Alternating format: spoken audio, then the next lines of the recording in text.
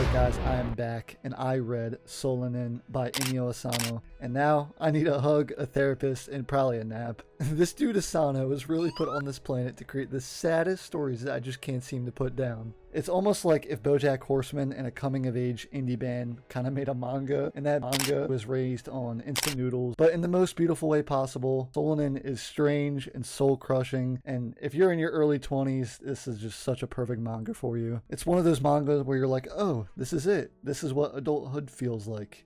You got a degree that may or may not be worth the paper it's printed on. Probably not. And your dreams, they're sitting in the back of your closet next to your guitar, and it's right next to that sweater that you swore you'd wear once you made it. And maybe eventually you'll get your life together. Please don't yell at me if I pronounce these names wrong. I'm trying. Alright, so the story starts out with Maiko, and she's bored, and she's working an office job, and she has a boyfriend, and his name is Taneda. He works part-time, and he tries his best to relive these college days by being in this band, but they're not falling apart right away. These people are just slowly disintegrating. Oh no! It's almost like a soggy napkin just sitting in the rain. I think everyone can find a way to relate this story in one way or another. But here's the thing why I love Solanin so much. It's a love letter to the lost dreams we all have. Taneda wants to make music, but being in a band doesn't exactly scream financial stability. I mean, unless you're like BTS. And Maiko, she's not even sure what she wants. I mean, she's just like me. She knows this, the commute, the mind-numbing work that she's doing, and the feeling of being slowly erased through her day job just really isn't it. It follows that classic anime manga trope of chasing your dreams, but Solanin is way more realistic it seems, and it's not really idealistic like other animes or mangas are. Asano doesn't hit you with that crazy motivational training arc that every anime has. He just shows these people trying, failing, and crying a little bit. So around the halfway point, I know if you guys have read this, something crazy happens, and I won't spoil the whole thing, but let's just say some tissues may be involved, and for my case, maybe a lot where, I'm not gonna, yeah. And it's that kind of moment that makes you reevaluate everything. Life, time, whether you even texted your mom back. And after that point, the theme shifts on from what am I doing with my life to how can I even move forward with my life. And now let's talk about Maiko. She's one of the most real characters I've probably ever read, honestly, and not in a quirky, pixie, dream girl type of way. She's a person that definitely has an unfinished laundry pile and can't figure out their taxes type of person. She's vulnerable, she's messy, she's like me, and she's like you, I'm sure. She's all of us staring into the void on a Sunday night like, dang, do I quit my job? And do I just start a band and move out? But her journey isn't about having all the answers. It's about learning to live with the questions. To be okay with not being okay, while still putting one foot right in front of the other. I would say one of Solanin's most underrated strengths is how it shows friendship. The band isn't really there just to play a few gigs and disappear. It's more of an emotional core that Asano has built. And can I just say how much I love Jiro's character? He sticks out to me and it feels so much like he's someone I grew up with.